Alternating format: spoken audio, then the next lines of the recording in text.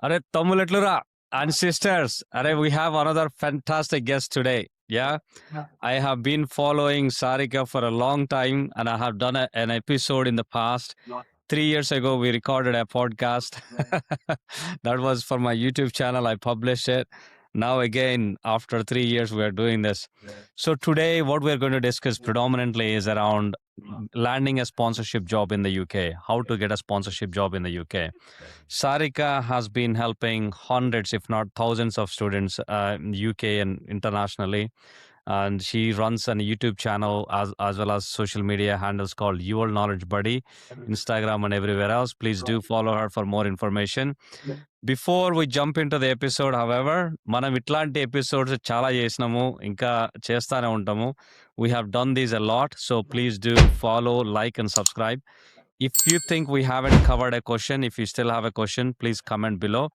If you don't have any questions, just say thumbs up. I feel good. Yeah. Without a further ado, let's jump in. Hey, Sarika, how are you? Hello, good. Thank you very much for inviting me, Jay. Long time, 3 years.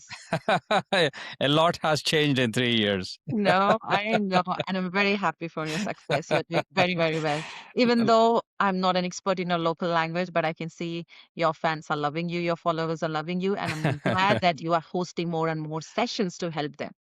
Yes, yes. Last time I spoke to, I had 500 followers on Instagram. You, Now the you, only change is there is a K added now. you know what? I always tell people it's not about the count of followers. Yeah. Your knowledge is still the same. You may have Yes. improved knowledge. People are not aware that you're providing such kind of knowledge. Once they discovered you, they start following you. It's the algorithm. So you did beat the algorithm this time. Absolutely. Thank you. Thank you for the kind words. So let's jump straight in, right? Before I jump straight in, would you like to introduce yourself briefly? Yeah, sure. Yeah. My name is Harika. I run a YouTube channel with YourKnowledgeBuddy. I moved to the UK 16 years before. I am working in IT. I'm currently working as a lead business analyst in one of the tour operator in the UK. And before that, I worked as a consultant in major UK brands like Virgin Atlantic, John Lewis, ASOS, Sainsbury's, to name a few. And along with my main job, I'm doing this as a side hustle where I do help people in terms of job, so career coaching, and I also help people with business analyst, data analyst, data engineering, data scientist for anyone who wants to start their career. So we do have a lot of career coaching classes where do we help people, and of course I do make a lot of YouTube videos and Instagram videos as well to help people and create awareness about the jobs and immigration topics in the UK and also other countries. In short, that's Brilliant. Brilliant. Thank you. Thanks for that. So one of the question I get a lot is, and also some from my mentors and whatnot from followers, is it is it is getting a sponsorship job in the UK really difficult, or is it people getting it wrong? Um, Short answer, yes, it is difficult, but there are still certain section of people who they are getting job. For example, the latest data which is published by the UK Home Office, the Jan data itself. So everything that I will be talking today is all about the data. It will be backed by the data which is published by the UK government on the ONS report. So the data says that in Jan there are around 2,000 people who already got a skill visa. So it's not a massive number, but still you can see that number is 2,000. So if 2,000 people can get a skill visa, there are aspects that people can also get. There are sections of people who are getting it, then you should be also getting it. However, when you interact with the people or the kind of audience I have or you may have, you look at the skills they have versus the skills which is in demand in the UK, there's a huge gap there.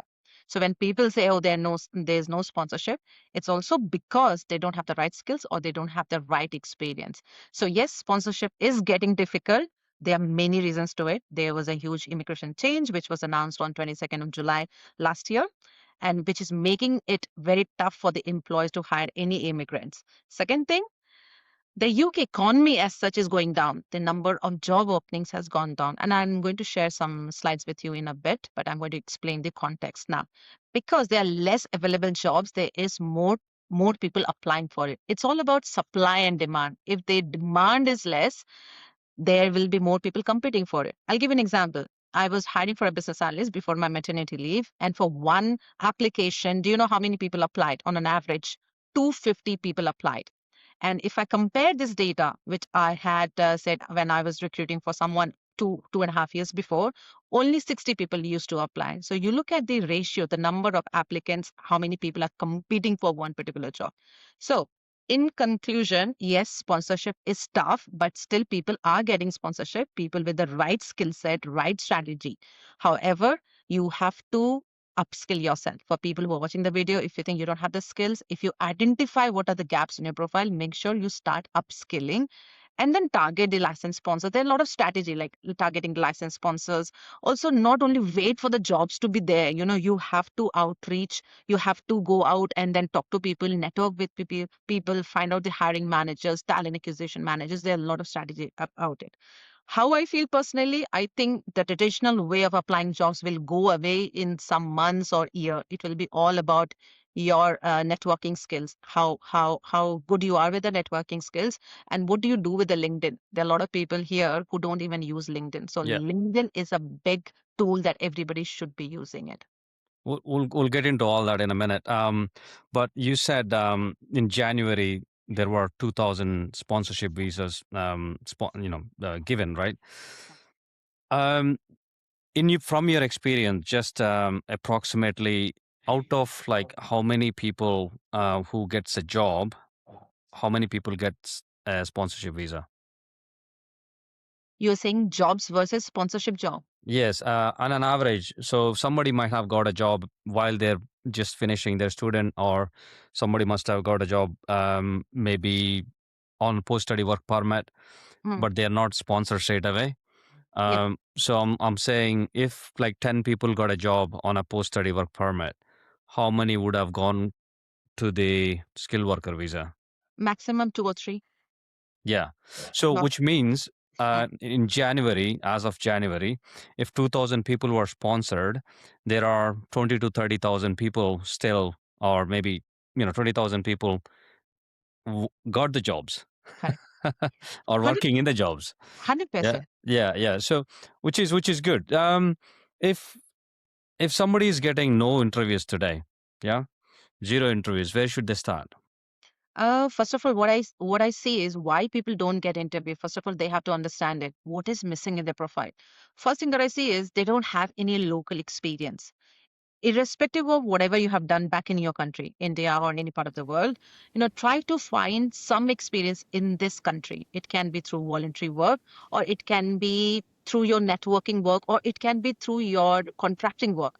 Not too many people know that if there are many freelancing websites which exist in the UK, if you go and create your profile there, you can go and put on your CV that you're working as a freelancer in the UK. You don't have to put the name of the employer there. You can just say for a UK startup company because you are a freelancer. Today you have work for 10 days and then maybe for 10 days you don't have a work. So that is quite accepted in the UK. So make sure you do that if you're not doing it. And secondly, like I said, voluntary work, go and wherever you're living in the UK, go to your town center, find out some like British Heart Foundation, Noah Charity House, or anywhere in the UK. Try to go and do some voluntary work and add that to your CV. Any kind of work related to your field will definitely add a value. That is the most thing I will say.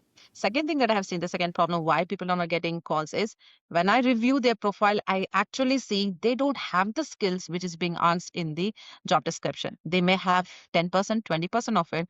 People just don't know even how to write a CV. First of all, writing a CV is an art.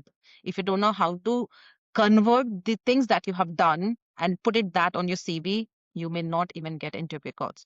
So how I say in one word, if you're not getting interview calls, something is wrong with your CV. If you're not able to clear your interview, something is wrong with your skills. So whatever is the gap, find it, identify it, and fix it.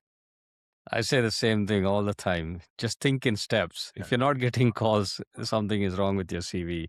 So this is the approach, right? You hit the nail on the head there. So people often come to me and say, "This is what I have done, and this is what I'm going to put it on the CV, and then this is the job I'm going to apply." I'm like, okay, that job is asking for these skills. You don't have any of them on your CV. Oh, but I have only done this. So what do you expect? How do you expect employer to pick up your CV and then ask you to come in for an interview. Correct. One other area is, what do you think about like education versus experience? Somebody who has done mechanical engineering in India, right? And then they come here, they learn data analytics in masters, and then now they're trying for data analytics just because they have done their masters, don't have any experience. What do you feel about that, and what's your advice? Okay, I'm going to answer it like a recruiter. And this is what I do when I hire people in my company. So imagine mechanical engineer, he applied for the job which I advertised of a business analyst, and he did a business analyst or data analyst course in the UK. When he applies for the job, he's competing with the other business analysts who applied, around 200 people, like I said, 250 people. So he got a mechanical engineering degree with some experience, say, back in India. And when he did a degree here and applied for the job, he don't have any experience around it. No data analyst, business analyst, or data analytics experience. So as a recruiter, what do I do with his degree? I don't care. UK is not a degree based market unless until your job is a regulated job. So, as a recruiter, I look at his CV. He got his degree, but he got no experience at all in data analytics, business analyst, whatever I'm looking for. I'm going to reject his CV just because he doesn't have experience. I'm not going to hire him just because he did a degree. So, again, I'm going to tell the reason why, because you are competing with 250 people who already got 3 or 4 years or 5 years of experience. And of course, I'm going to take them not because of their degree, because of the work experience. And I'm going to tell you, as a recruiter, I'm recruiting now for the 10 years in my company. I don't even look at your degree unless until it's mandatory for the job. For a data analyst role or business analyst role, I'm not going to say any of the degree or certification is a mandatory. So again, read the job description, and if you don't have any skill certification, try to have it. But if you don't have the relevant experience, you will never get an interview call. So again, for candidates like that, thinking having a degree in the UK will get you a job, that's not going to work. That is not how the UK market is built. It is built for people, for job seekers. And also, once you finish your degree, you're not a student anymore. You are a job seeker. You are competing with the local people here. And the local people can also be people who got a ILR or a British passport holder, or the local British. And you're competing with them. If you don't have the relevant experience, you don't even stand with them. So if somebody is in that position, who has a mechanical background experience or education in India, they have done data analytics here, and if they want to get into data analytics, what should they do? I will tell them, create your profile projects, on GitHub, create as many projects and then write about it, contribute to it. And then also go and create your profile on freelancing websites, freelancer.com, upwork.com. Those are my favorite websites. And then whatever jobs you get through that, whatever contracting jobs you get, put that on your CV. Now, if you're on CV, if you're relying only on your degree, if you think only your degree will get you a job, it will never get you a job. You have to add relevant experience to it. The only way I can think how you can add your relevant experience is do freelancing work, add that experience. And also sitting in the UK, you can also work remotely for most of the jobs. Okay, especially the IT jobs. You can IT jobs, and they are like social media work. Those are the jobs which you can do relatively sitting in the UK, and you can have clients in Australia or US or anywhere. So make sure you find those opportunities, how you can add those relevant experience on your CV. So GitHub, for your example, like you're saying, create your online portfolio projects, contribute to the publications, and then write that in your CV. And what about the skills, right? Okay, if somebody is putting a skill, let's say SQL, Power BI, Tableau, whatever it is, right? On the CV, does it mean they must have experience in that skill, or is it the knowledge? It's always the knowledge, but it's good that you're adding those keywords to your profile. If you don't even add those keywords, your profile will not be even picked up in the search engine. So that keyword is very needed. So whichever is the job you guys are targeting, so the keywords is very important, irrespective of whether you know it or not. What I'm telling candidates now, just put there, and during your conversation you can say you're learning it. Maybe you don't have hands on all the things that you have mentioned, but be honest that you're learning it. And then in parallel, when you start getting calls, start learning those skills through YouTube, Coursera, Udemy, or through any of your boot camps or anybody's boot camps. So yes, having just having on your CV versus having the knowledge is different. But during your interview, if you can explain certain things honestly with examples of the projects that you have done, which is pretty good. Again, your experience doesn't need to be any with any employer. You can create your own projects. So Yeah, currently I'm working with a lot of students who doesn't have any experience. So I'm encouraging them to create their own projects and then learn the skills which they did not have, and then put that as a contracting projects on your CV. So you learn new skills, put your projects, and you are getting already experience on your CV, and that's how your CV will be also picked up. absolutely brilliant. Great suggestion there. Uh, what do you think is the biggest myth international students have about sponsorship jobs? Biggest myth. They think there is no jobs with sponsorship. The reality is there is, but it is also very tough with the current job market. And again, I will say do not give up in terms of thinking there are no jobs. There are people who are still trying. And again, if you have your post study work permit, I will say still try, but also try to identify the problem. Just also thinking, okay, the immigration is changing. I cannot control anything. You cannot control, that is true. What you can control, identifying how you can make your opportunities better. How to find out the gaps in your profile, how you can network, what are the skills you should learn. Maybe sometimes what I've seen people realize what they have studied is not in demand in the UK. So there are also students who are taking steps to learn the skills which is in demand. So you have some time to learn the skills and then command it as well. Find out the companies, where you can get your internship. Any internship on your profile is pretty good. Micro internship. Nowadays, I also see companies giving you micro internship of 6 days or even 1 month. So the length doesn't matter. What matters is you have managed to get internship. So it's not a myth that there's no sponsorship job. There is, but it is less. However, there's one point I'm going to also tell your candidates that there are also other visa categories in the UK, like Global Talent Visa, Scale Up Visa, and also Innovator Founder Visa. So try that route. I'm not going to say everybody's eligible, but at least try to find out whether you are eligible or not. Assess your profile. Currently, I'm working with a lot of people from IT mainly who never thought they were eligible for Global Talent Visa, and we are assessing their profile, creating a roadmap for them, and helping them as well. So at least I'm going to say, at least I'm expert in IT. I can help candidates with IT people by saying whether you are eligible or not. So anybody with 5+ years of experience, of course, they can reach out to me. I can create a roadmap for you. If you're not ready today, but definitely I'll create a roadmap so that it improve your profile and your chances of getting into a global talent visa. There are various routes on global talent visa. I'm not going to get into the depth of it, but you can follow that roadmap for the 6 months, 8 months, and you can be there. You can achieve the requirements and the eligibility criteria as mentioned for the global talent visa. Where do you see most people fail in this process you explained? For the job, you mean? Yeah. Uh, they s- they start very late. Again, I'm going to tell you from all the examples of the students I'm working with. They are coming to me when their visa, they have left with months of postgraduate visa. There's very little time that you can do with a candidate in the 6 months. That's what I say. So I'm going to suggest to all the students who have already landed in the UK or planning to come, don't think you have enough time. You don't have enough time, to be honest. You have to start very soon when you land.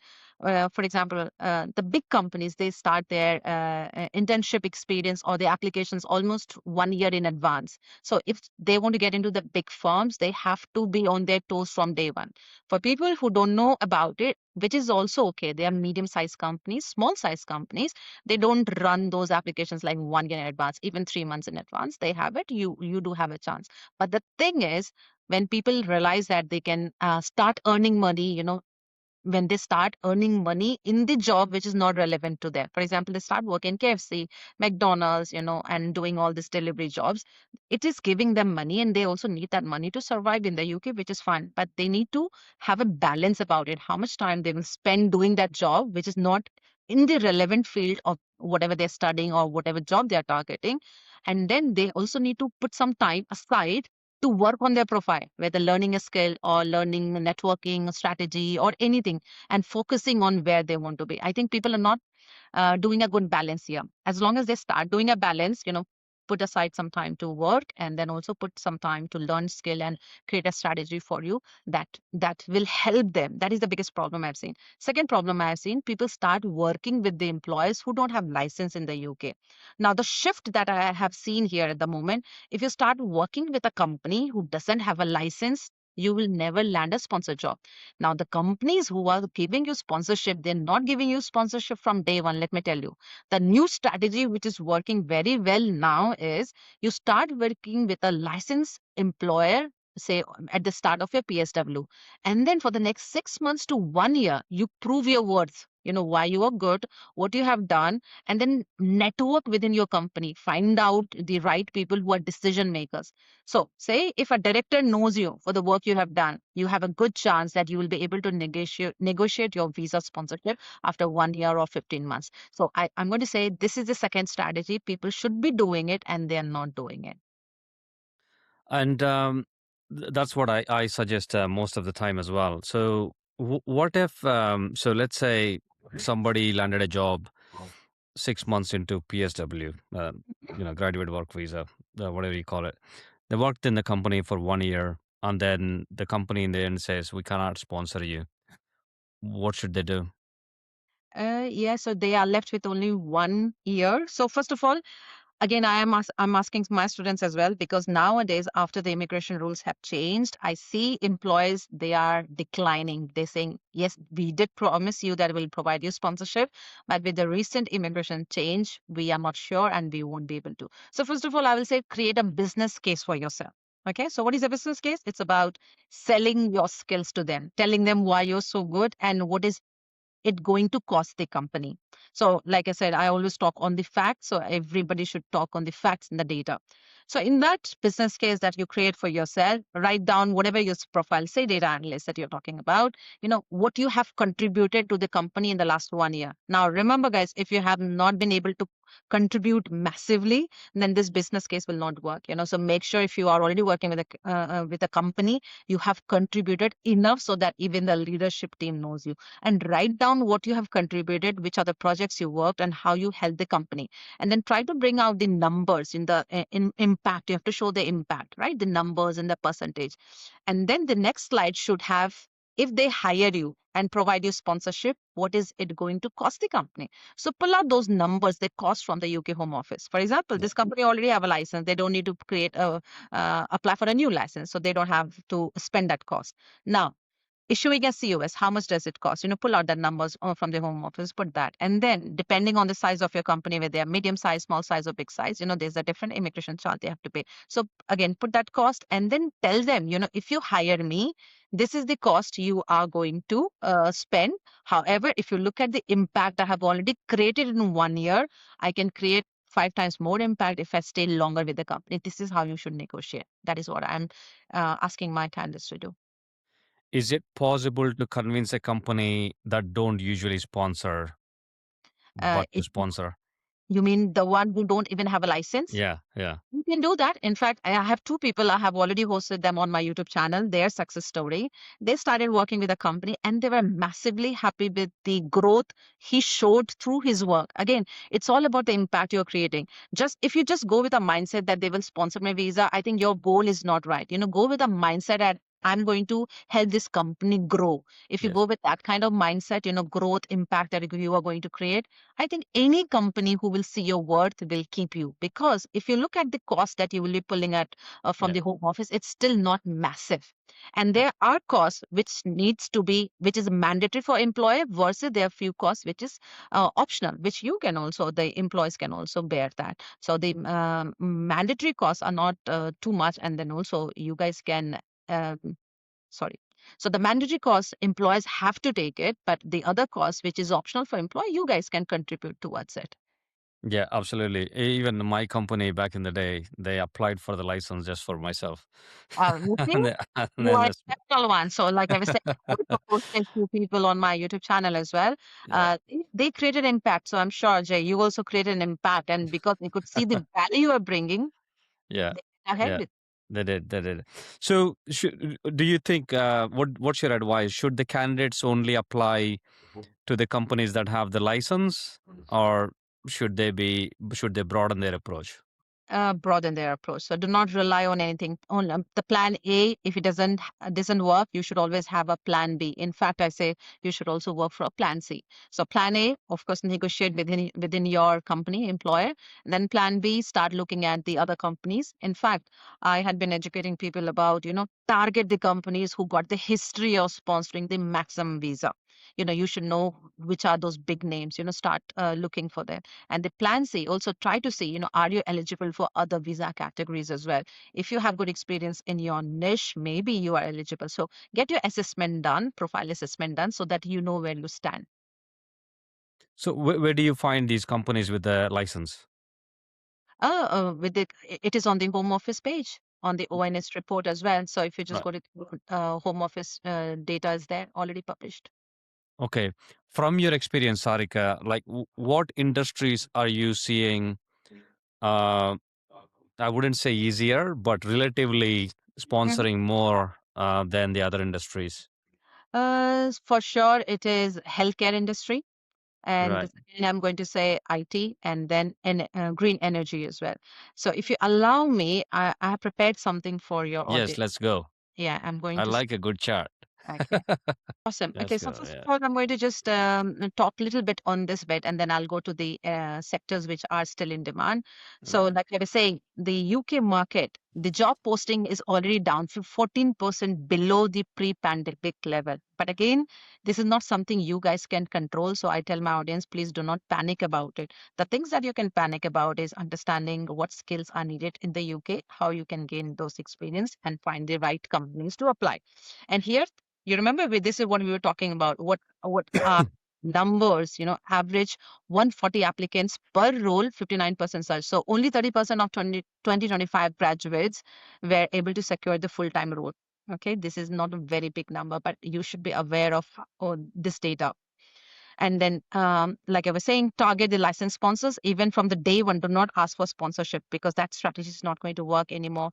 Start working with them for a year, prove your worth, and then negotiate your sponsorship with them. The other bits that I wanted to talk about here, maybe it is in the next slide. And again, I don't want to scare your audience, but this is the fact. Again, there's a decline in the job vacancy, 9.4% drop since 2023. Here you can see unemployment is rising. So the story this picture is saying is that the market is tough. You should rely on your skills and experience. Again, don't give up thinking there is no job or there are less jobs. Yes, that is true. But again, the jobs which are in demand, the skills which are in demand, you should take time to learn it, upskill, and try to see how you can put those experiences on your CV.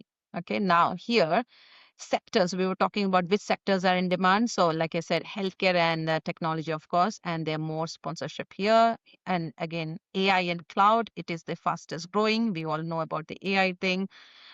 We know that NHS is the top UK sponsor for the healthcare industry. But also to note here is healthcare industry doesn't mean only doctors, nurses, physiotherapists, but it also means once again check.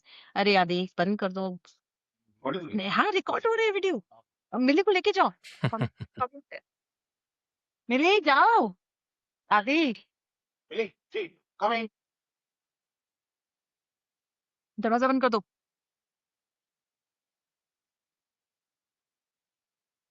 Sorry Jai No, no, it's go on, go on. Okay. So we all know that NHS is the biggest sponsor, but we don't know that NHS doesn't only sponsor for doctors, nurses, and healthcare staffs, but they also sponsor for IT roles, finance roles, and other management roles as well. So people should still target NHS. Now, the real change in NHS is that due to the new salary threshold, not all the bands are available for sponsorship. So people should target for jobs above band 5 and above to get sponsorship. But again, the strategy is if you're getting a job as a band 3 or band 4, still get into the NHS. Once you get into the NHS, again, you will network there, you will know the right people and about the right openings. Even though it is not advertised outside, you will be knowing about those openings internally, which you can take advantage of it and apply. And then learn the skills to move from band 3 to band 4 to band 5. It can be done within 18 months for sure. Again, I do have success stories on my YouTube channel as well where people have done that and they have proved it is possible. Now, moving to the other markets, cybersecurity, you are an expert. Again, the data shows that there's still a huge demand there. And then that's it. I will say energy, if I did not talk about energy here. In fact, there's a HS2 project where they have provided a lot of sponsorship with Yeah. this project. So anybody who's into engineering infrastructure, there's a quite boom here.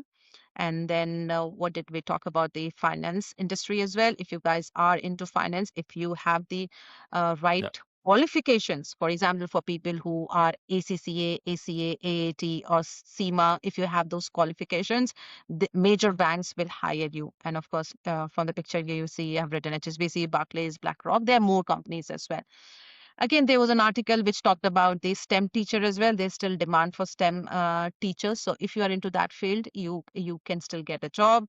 Now, people don't realize that universities also have licenses. So if you look at the career page of universities, they are not a good paymaster, but most of their jobs, which of course means the salary threshold, they can also sponsor you. So I'm going to say target universities as well. So those are So the bits that I have written. Yeah. what's the threshold now under the new entrant route?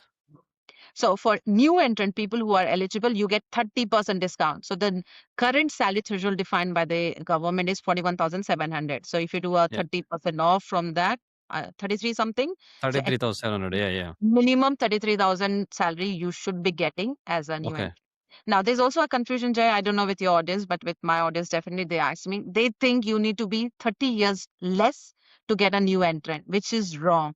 The new entrant eligibility criteria is people who have moved from student visa to a skill visa or a postgraduate visa to a skill visa, you are eligible for new entrant where you get a discount. It doesn't mean that you need to be less than 30 years. That is one of the criteria on the homepage. So there are 5 or 6 criteria which is mentioned for the new entrant discount. However, you have to meet only one criteria. So your audience, my audience, if you're switching from student visa to a skill visa, yes, you get your new entrant discount. And or if you're switching from a PSW to a skill visa, you still get Yeah.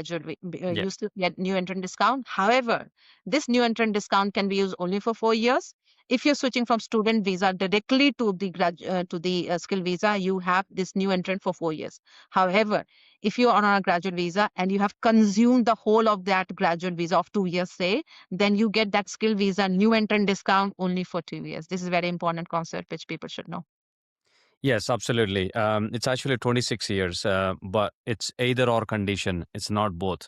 Correct. Many people get confused, and also lots of people come to me and say, "Yo, how come we can get a job with a 41,700? Yeah, Oh, yeah, I'm currently on 32,000. I need to ask my employer to increase my pay to 41,700. Dude, why? yeah. Yeah, True. you only need couple of grand. Correct. Yeah, Correct. get it under new entrant first, and then let's worry about the extension later on. Yeah. Many people are not aware of it, and the problem is they don't put in an effort to go read the guidance. True. And some people, when they read it, they don't they don't read it right. Yeah. Okay, well, people like you are helping all of them clarify these things, right?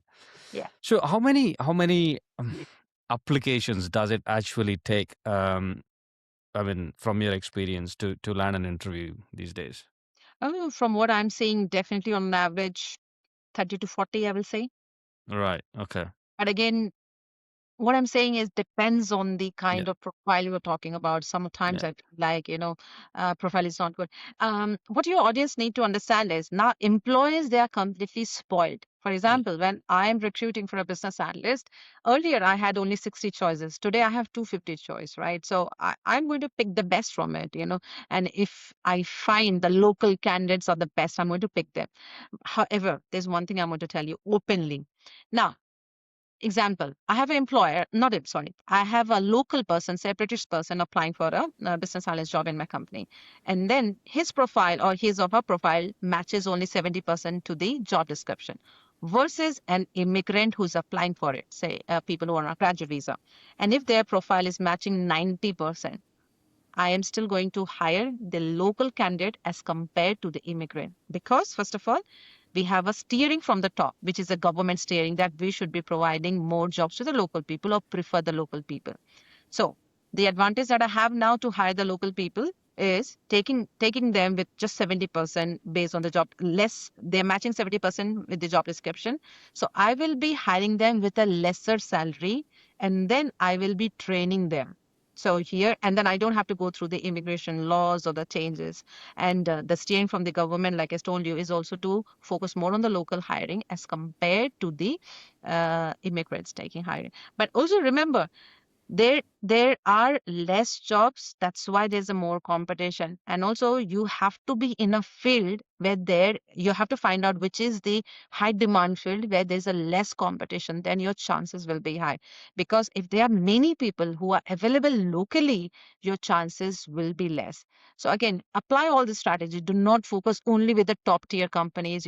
Also think of the medium skilled companies or starter companies. I know many people, they don't want to work with the startup companies, but startup companies are giving more sponsorship as compared to the big firms, because in the big firms there's a huge competition. But if you look at the competition with the startup companies, it is not that much. So your chances of getting a job and also chance of getting a visa sponsorship job in the startup companies is pretty good. So I'm going to tell you, focus on that as well. And also you can influence the decisions in a startup company, and you 100. cannot influence in a bigger company Yeah. easily. Yeah, yeah. So you said, yeah, I mean, focus on some of the industries, some of the areas where it's in high demand, right? I am seeing every other person like, okay, what do you want to be? What job are you applying? Data analyst, data analyst. But on the chart you just shown me, I never seen data analyst anywhere. What's happening here? You may not like me for saying it. I know you are running a data analyst Yeah, boot yeah, yeah. camp, and then I also have mentors who are teaching people data analysts as well. Yes. Guys, do not hate me for saying this, but data analyst is categorized as a medium skill job in the UK. Okay, which also means they have already said the job which is put as a medium skill means it is on immigration salary list. It's basically like a temporary shortage occupation list. And they have announced that by the end of this year, they are going to remove the jobs which are on immigration salary list, which is also data analyst. So by end of this year, imagine if that list goes. So anybody into data analyst, you won't be able to land a sponsored job in the UK. Okay, so that's why I'm saying it may sound scary. Yeah. However, you have to apply the right strategy. So if I was a data analyst, and if I knew about this news, I will try to learn something above it. For example, what is the growth of a data analyst? You try to move into data engineering or data scientist, or get into a AI consulting or AI engineer or machine learning. So if you are a clever student already, you will know that if you stick to this role after end of this year, you cannot get a sponsored job as a data analyst. But for people who are already on a skilled visa on a data analyst, there's no impact on you because you have already got this visa. So for people, new people, if you don't have a skilled visa so far, getting a sponsored job as a data analyst from December may not be possible. I'm saying may because they have said in the proposal they will remove it, but they have not yet done it and they have not Yeah. announced it. Also, on the same note, what are some of the roles that are not really ideal for sponsorship in the future that people are trying? Which people are trying. I think people just don't know which jobs are eligible for sponsorship versus which are not. Again, there was a huge changes which were done last year. Again, I'm going to tell you, when candidates come to me, they don't realize, whether their jobs are eligible for sponsorship or not. Only once I start reviewing their profile, I ask them. So I'm going to tell you, when people come to you, Jay, you should ask them, what job code are you applying? What is your job? Whether it's marked as higher skill, medium skill, or ineligible. People just don't know where to find that list actually. Yeah. So if you just go through that list, you will come to know which are the jobs still in demand in the UK. Again, there's a huge difference between demand, just having a job, versus a sponsored job. So the data which is published by the government, there's a huge demand for almost all the sectors they're talking about. But for immigrants who require a sponsorship, it's a different picture. So I'm going to say the field where British people are not good at, you have to get into it. For example, they're not very good maybe with the field where healthcare industry is. That's why there's a huge demand where they need immigrants. Again, in the AI world, I don't know at the moment who's capturing that market, at least in the UK market. market, I have not seen too many Yeah. AI jobs which is taken by the local people here. I see all immigrants who are taking that role, or the jobs are taken by Indians, I have to say, because I have Yeah. seen that. No, because they realize there is a demand, and Yeah. then they upskill themselves, they learned it, and they have started applying for the jobs. If you go to LinkedIn, read indeed, now the roles that you see, which I had never Yeah. seen before: AI project manager, AI engineers, Yeah. AI consultants. So So, I w- people should w- find out which are the jobs in yeah. demand, and then find. What I meant to ask was like, people applying for finance, HR, marketing, are they still, you know, HR, no. I will say completely no. Doesn't matter whatever experience you have from back in India, you will not land a sponsorship job. Maybe even 1%. I used to say 1 or 2% chance, but I'm going to say 0% chance. Okay. Coming to digital marketing, yes, it is still okay. But again, remember there are few companies who can give you sponsorship. So you have to target agencies. Agencies are the one who get lots of contract from their clients. If you target agencies, you can still get a sponsor job there. Again, learning just one skill. For example, in digital marketing, if you know only email marketing, that is not going to work anymore. You should also be SEO expert. You should also be a yeah, social media manager. Then only the companies are giving you sponsorship. Coming to finance, because you talked, yes, finance is still in demand, but again, for people who have a qualification and professional qualification. Now, there's a huge difference that people think. If you're doing a degree in finance in the UK, you think you have a professional qualification. No, that is not content. Professional qualification means you are a CA, you have ACCA, ACA, you have CMA, CFA. That is called as professional qualification. If you have a professional qualification and then with some years of experience, companies are still reaching out to you and they're providing sponsorship. Yeah. So those jobs are in demand, but you also need to have certain qualification, like I said. And again, like I said, IT is still in demand and it will be in demand, but you have to identify what roles and which company. what do you say to people that are thinking, you know what, let me get an admin job and then I can switch over later? Again, to survive in the UK, I know people need money. So, like, Yes. you can take any job you want, but do not forget your roadmap, whatever is your roadmap, where you want to be. If you're Yeah. taking an admin role, where are you taking this admin role? Is it in an NHS? If it is yes, I will say yes, definitely go for it. And then, like I told you, if it is you're starting with a band one, two, try to make sure you have a roadmap for yourself. How do you upskill yourself, learn, network in the Yeah. company? Again, NHS is just one example. The other companies as well, you need to figure out wherever you're working, but do not forget your roadmap, and then try to work. And Yeah. within the same company, if it is a good company, there are different roles which is advertised. If you think you can do that job, try to speak to the HR, because internal candidates are always given more preference as compared to external candidates. So yes, take the admin job, whatever low job you want, but do not forget your long-term goal and Yeah. follow the roadmap. Okay. So this is the beginning of the end. I know you have a meeting shortly. So And let's. I will just message someone. I already Okay. got a message with that person. I'll just give me 1 minute to message this person that I No will. worries. Yeah. Let's go. 4229 interruption.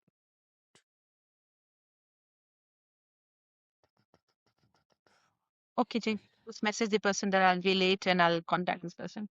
No worries. Cool. If somebody came to UK in January, um, intake, or coming to UK in September intake, Mhm. when is the right time to think about a sponsorship job? Even before coming to the UK. Yeah, so I would say anybody, first of all, decision to come to the UK, you should already start thinking, is UK the right market? And for the roles that you will be applying, or whatever is your strategy, in which field you want to grow or you're targeting, and then find out, through your research, what is the demand like, and whether it is still in demand and you should go. And then start also targeting the companies you think, these are my top 10 or 20, 30 companies that I really want to work. Then start following them on LinkedIn, because you'll get to know all the updates from them in terms of whatever they're doing. And then I will say those companies also provide your internship experience. Their applications will be out. Start focusing, and then if you follow them, you'll get to know whenever they advertise those pages. And then subscribes to their newsletter. You'll get to know a lot of details. And then start with your internship experience as soon as possible. What else I will say? And then if you don't have any experience on your CV, first of all, I don't think people should even come, because they will be wasting their time and also money. Yes. I am suggesting people you better gain some experience in India, then try to come to the UK, because UK is an experience-based market, not degree-based market. Now, say if your candidates have already, or your audience have already come now, what can you do about it? Say January intake students. So again, it is not too late. Start understanding your job market, your field, how and what you can add value. For example, we're talking about say data analyst or IT.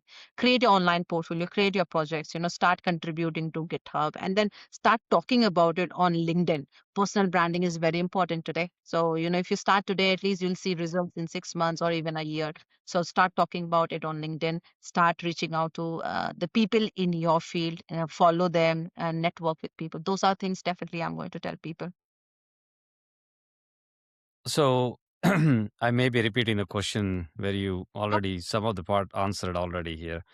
If somebody is starting today to looking for a job and they have 2 years visa, post-study work permit in the UK, what do you think they should do? What's your advice for the next 30 days?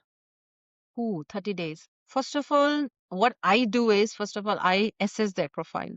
For example, if someone, again, say as a data analyst, someone has come saying, I need a job, what do I need to do? I will look at the profile to see what is he relying only on the degree that he did in the UK, or does he have any experience? Now, having experience versus having a relevant experience is very important.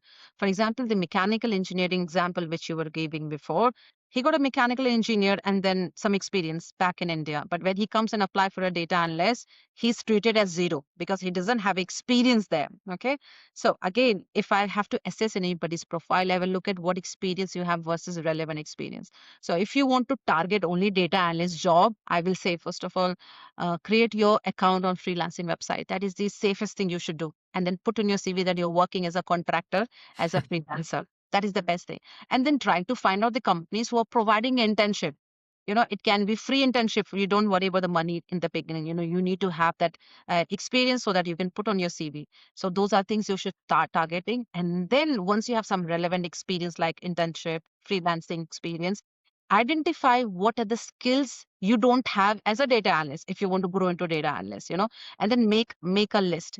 I always tell candidates, make a column, skills versus skills you don't know. Say Tableau, but you don't know Power BI. If you don't know Power BI, then you're losing 50% of the market. The whole UK market is based on two tools, Power BI and Tableau. So whatever tools you don't know or the skills you don't know, make a list of it and put that in your roadmap. Like in the next 1 week, 2 week, I'm going to learn this. And then I'm going to do a hands-on it. Then I'm going to learn this. And then I'm going to create a project about it and then put it on a different online portfolio that I have, GitHub or something else. Those are the things I'm going to say. And then start writing on LinkedIn and then target companies, who have the highest sponsorship history or even the startup companies. And then ask for referral as well. Check where your seniors are working, check on your network, send connection requests to more data analysts on LinkedIn and see if there are any vacancies. Ask them if they can refer you. So reference definitely works best in the UK market. So if you can get someone to refer you, definitely you have a good chance to make an entry in the UK market. So, some people, yeah, absolutely. And some people actually make an excuse that, like, I don't know how to write a CV, and or UK employers are not sponsoring, or there are no jobs. I'm not going to apply. So where where do you think they can go if they don't know how to write a CV or how to come up with a CV? They should come to me or you. Okay, first of all, for people who are saying they don't know even how to write a CV, I think they're Yeah, not a candidate for the UK market. Let me tell you, either you like it yeah. or hate it. If you cannot even write your CV, I don't think you can crack the UK market. UK market is that tough. So first of all, anybody who doesn't know to do anything today, I think they're lacking a basic research skill. You Yes. need to have that basic research skill. If you just go to YouTube, how to write a CV, or even go to any AI tool, Copilot, anything, anybody can do that for you. Of course, I'm not going to say just copy it. Use your brain as well and do your research. So first of all, they should rely on their skills and they have to do their own research. If they cannot do those basics, it's better they should go back, because UK market is not for them. And then giving up even before trying, I don't work with those candidates who don't even want to try just because the UK market is tough or the immigration rules are changing. You cannot control the immigration rules. You cannot change the UK market. The only thing that you can control is how you can improve and what are things you can do. So I work with those candidates with a positive mindset, where I can add value. And I also say, you give your best because that is what you can control. The things that you cannot control, why to waste your energy and time on it? And then, of course, when you have spent your whole positive energy doing things and you're not getting result, for the 15 months, when you're left with 6 months, then think of, okay, what can be now plan B? Can I move to another country where there's a demand? For example, Australia, UAE, New Zealand, Netherlands, Germany. These are really good countries people don't talk enough about. So maybe create awareness about it. For example, Germany, you don't require a sponsorship. If you are in IT, you are in huge demand. If you're in healthcare, you are in huge demand. If you're in engineering, is a huge demand. The concept is very different to the UK. It's just that people don't talk enough about it. You just need to get a job offer. That is called a job contract. And based on that, you apply for your work permit. So there's no concept of sponsorship. So start thinking of other countries, but at least give yourself 15 months here and give your best and try. And if you're not successful, think of plan B in other countries. Yeah, yeah. But in Germany, they need to know the language. Yeah, yeah. But remember, not for all the jobs it's needed. It's Yeah, yeah. Okay. and I'm not going to deny because I have friends there, I have people who moved here already. So I know if you go to the companies where your job doesn't require you to Yes. learn the German language, you can survive. There are people, especially in IT, you can do really good there. Okay. Cool. Cool. Cool. That's really good to know. Um, from your experience, I'm sure you must have reviewed like thousands of CVs. What are the top 3 mistakes people make on the CVs? First of all, I think people don't add their LinkedIn profile. I mean, as a recruiter, the first thing I really want to see is your LinkedIn as well, because I go and verify the information that you have put on your CV. So for me, LinkedIn is very important. Second thing, what I've seen, people make it their CVs are very plain. It doesn't give me the impact they have created. So I call it like action. I don't see their CV is action oriented. Yeah. For example, the way the roles and responsibility should be written is what you have done, how you have done, and what impact have you created in terms of numbers and percentage. That is completely missing. They will say, okay, I'm a data analyst. I use Python or I'm doing what do you say, Power BI and all. But how you're using it, and the impact you have created is completely missing. And so that is the big thing that I look for, which I don't get. And the next thing which I have seen is people add a lot of irrelevant experience on the CV. For example, if you're applying for a business analyst job, I'm not interested to know if you're working as a Uber driver, because your Uber driver thing is adding no value to the application that you have made for a business analyst. So I will say 80% of your CV should talk about the skills and the roles and responsibility which is mentioned in the job description. 20% you can keep it something which is not relevant. So those are the 3 things which is missing, or the mistakes that I see in the candidates. So, do you still recommend people to add their part-time jobs as an experience when they? You can Uh, one liner, not more than, because like I said, 80% of your CV should talk about the job you're applying for. yeah, 20% you still have a little bit of things that you can add, which is not yet relevant. But if you're doing like a Uber driver, just write one liner. You don't have to write yeah, half page about it, what you do and all that. That is not going to add any value. If you have any transferable skills, which you think was needed, for example, to do a business analyst role, yeah. then you can add it. But if you cannot even identify any transferable skills that you have there, which you can lift and shift it, there's no point of writing half page about it. One liner, two liner is more Mm. than enough. Absolutely, brilliant, brilliant. I get lots of people saying, "Have we've been applying for jobs, but I'm been getting rejections. I don't want to apply anymore," or demotivated. What do you suggest to stay motivated despite receiving lots of rejections? Again, I will say keep applying. Maybe there's something wrong with the strategy. Just rethink, where are you going wrong? Is it something wrong with your CV, or is it something wrong with your skills? Maybe your CV doesn't have the skills. One thing which I forgot to mention that, what I have identified is that people wait for the last day to apply for the job. For example, when we advertise for a job, we are given like 30 days from the HR to advertise on the portal. And you know what? Within 2 days or 3 days, so far in 10 years of my recruitment, I have identified or I have found my best candidate in the first day itself, first or 2 days, say 30 applications that I have received. But on LinkedIn or on our portal, we don't close that job opening. And if it says end of this month, we will still receive your application. But because I have found my favorite or the best candidate within the first 30, I will send auto rejection to the remaining 200 people. You see? So maybe if you think, okay, I have a lot of time left, or today I have a job, today I need to sleep, and then tomorrow I'm going to do the application. If you delay that, then that can be one of the reasons why you're not even getting interview calls. So the first thing that I say, any job portal that are using now, they have this thing, job advertised within 1 day, 24 hours or 48 hours.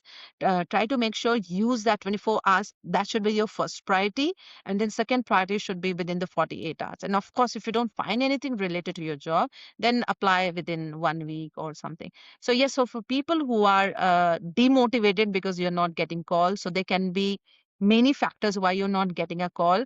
And surround yourself with the positive people who have got into the job market and who have cracked this. Try to get some career tips from them, and also learn from anyone else you really think who is going to help you. Just getting a demotivated is not going to help you further. I mean, we all are Yeah. human beings. We do have our rough days and good days, bad days. But also you need to think of why you came to this country. What was your goal? What you want to do it? And what are the plans? So identify the problem and then try to fix it. And the result you will not see the result immediately because the job market is tough and the immigration rules are changing. And then create some action plans for yourself. It can be for staying in the UK, or it can be outside the UK or any other country. So those are the things I will say. And what job portals do you recommend?